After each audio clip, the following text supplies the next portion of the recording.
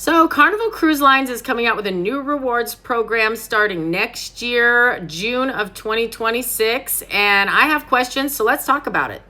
So first of all, before we get started, everyone's rewards are going to remain the same. Your status that you currently have is going to be good until 2028. My question is, if you level up between now and 2028, will you still be leveling up?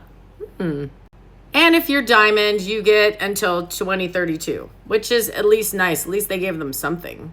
Now, it's no longer going to be called the VIFP Club. It is now your Carnival member number. So your number is going to stay the same, just going to be called something different. And if you haven't heard about this yet, you've been under a rock for 2 days. So now you can accumulate points that can be redeemed towards some really cool stuff. So at first, when looking at it, it's like, ooh, you get lots of cool prizes. But when you really look at the full details of it, this is not rewarding the loyal members at all. And what I mean by that is somebody that just uses their credit card on everyday purchases could possibly and potentially get way more rewards than somebody who sails with them all the time. That doesn't sound like a loyalty program. Now, points can be earned in other ways, of course, not just your credit card, but also on cruises and how you spend your money on your cruise. So my next question is, it says that if you purchase cocktails, you can get points for that. But what about the drink package? That's where I spend most of my money. So anytime you spend money on board on specialty dining or shopping or anything that you do, if you are paying Carnival directly without using any onboard credit or anything, that's going to earn you points. For each dollar spent, you're going to get 3 stars. Now, they have a whole page that shows what is redeemable and a window of points, like for specialty dining, shore excursions, spa treatments, cocktails, sodas, internet packages, photo packages, onboard activities, and cruise deposits, and even a 3-day Bahamas cruise. But it doesn't tell you how much each thing costs exactly, so I don't think they've figured it out yet.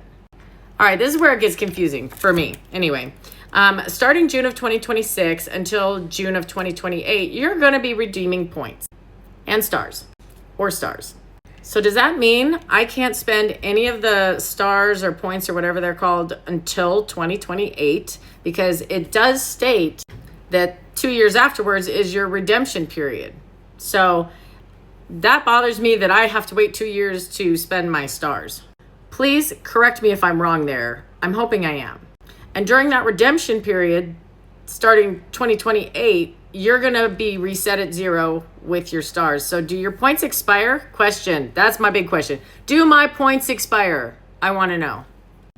So anyway, your status will reset to 0 after the first 2 years. And then you're going to start all over achieving status during this next 2-year bracket.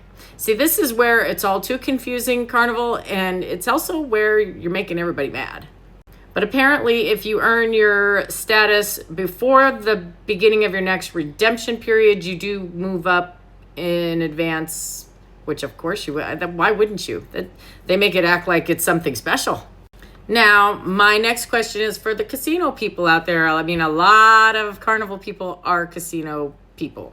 So if you do get 1 star for 1 casino point, it's going to take a lot of casino time in order to achieve any points, especially if you're still getting a free casino cruise, which that's my next question.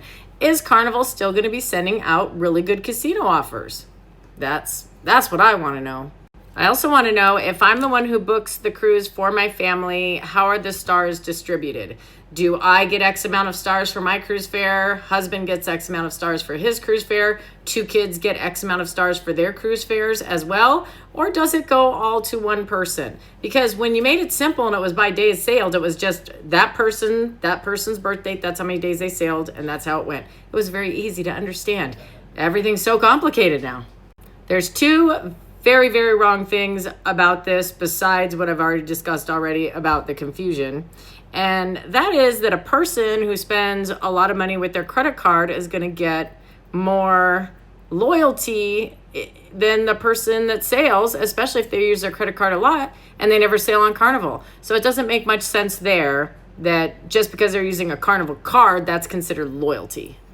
The second thing is, if you do not live in the United States, you cannot get this credit card, so you are going to have to earn your points the hard way. Overall, my assessment. Everybody was asking me yesterday in my Cruise Talk Live, what do I think? Okay, so here's what I think. It doesn't really matter to me, the loyalty with Carnival. I never thought that their Carnival loyalty program was that great. What I always thought was great was their offers that they gave to people that sailed with them a lot. And I mean offers as in discounted cruises and free cruises with the casino. So if those aren't going away, then I really don't care.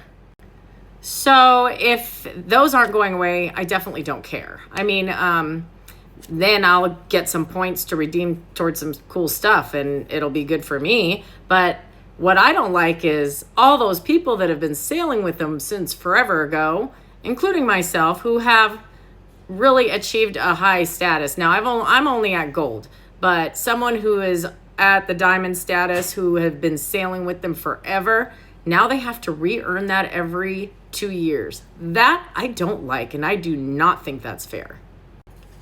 John Heald also said that the milestones are not going to change, but it does state on the website that they have revamped the milestones, and you can look at them and you can tell that they're definitely different than they were before, and they are not as good. All in all, my assessment is this, though. I think right now everybody's really mad about it. And maybe Carnival will make a couple changes after they've heard the backlash from people. I think that Carnival's a great company, and I really hope that they listen to everybody's thoughts and concerns about this. And last but not least, I think in the end, there's going to be an acceptance period where people are just going to understand that this is the way it's going to be now, and they're either going to stay with them or they're going to leave. And hopefully they don't all leave, but they just might, because there's a lot of mad people out there. Like I say, for me, I'm just more confused than anything, and I still have questions. So hopefully these questions get answered. And if you happen to know the answers to my questions, please post them in the comments and let's talk about it. Thanks. And don't forget, we do Cruise Chat daily live at 3 p.m. Eastern Standard Time and 6 p.m. Pacific Standard Time. So if you got cruise questions yourself, any kind of cruise questions, come by and let's talk about it, and we'll find the answers for you. And don't forget to follow us for more of our travel adventures.